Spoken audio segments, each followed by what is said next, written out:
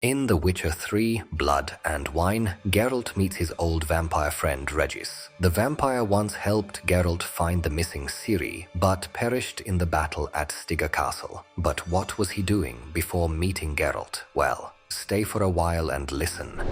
If you like our videos, subscribe to the channel and write a comment. It helps us create better and better content.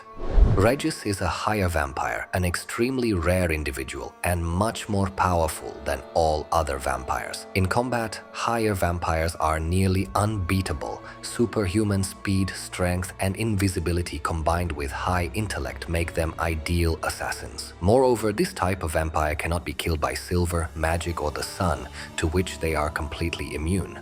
Higher vampires can be melted, dismembered and chopped into the smallest pieces. But thanks to their regenerative abilities, they can come back to life. Sometimes it takes a month, sometimes a year, sometimes a few or several years, but they will return, somewhat weakened but still deadly. They can actually only be killed by another higher vampire, and such acts of betrayal among their kind are extremely rare. Unlike their weaker kin, such as Fledders or Garcanes, blood is to higher vampires what alcohol is to humans, and excessive consumption drives vampires into an uncontrollable frenzy. In his youth, Regis loved to revel with his companions at the expense of human blood. Fellow vampires encouraged him to party more and more. Fearing exclusion from society, Regis succumbed to their influence. The origin of the blood didn't matter. The only thing that mattered was that it would give a strong kick.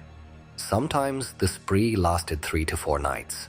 Soon, the company was no longer necessary for Regis. The addiction took over and Regis drank alone. He couldn't even drink in front of a mirror because, as is known, vampires do not reflect in them. When he met a certain vampire woman, he abstained from blood for a while. He felt it was something serious, but the woman left him. The addiction returned then with double force. In despair, he flew around drunk. One night, his friends offered him a village girl as a victim, but the blood-drunk vampire crashed into a well during flight. The villagers quickly got to him and dealt with the monster as best they could. They pierced him with stakes, cut off his head, poured holy water on him, and buried 6 feet deep. Regis spent the next 50 years in the grave. He had plenty of time to reflect on his behavior. He decided to change and get his act together. Since then, he hasn't touched blood. He settled among humans in the town of Dillingen in Brugge. He assumed the identity of a barber surgeon and helped the locals for years. The strong smell of herbs masked his vampirism. He could thus deceive not only peasants but also animals and even witcher medallions.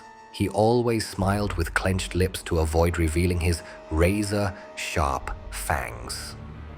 Over the years, he earned himself a shop and his own home. In 1267, as every year from June to September, Regis stayed near the elven cemetery of Fencarn.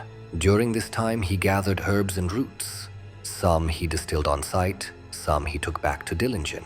In August of that year, Regis noticed a peculiar company in the distance consisting of humans, a dwarf and a gnome. The gnome, Percival Schuttenbach, noticed a figure near one of the dolmens, which he then thought was a ghoul. It was, of course, Regis, who quickly hid among the stones. The white-haired man called him out. Regis crawled out of the hole and introduced himself to the strangers, noting that he was unarmed and harmless. And that is how he met Geralt of Rivia for the first time. When the White Wolf learned about vampirism, he did not accept Regis as a companion. But everyone else saw Regis as a valuable ally. Geralt spoke openly about a possible fight with Regis, and he admitted that he wouldn't stand a chance against such a powerful foe.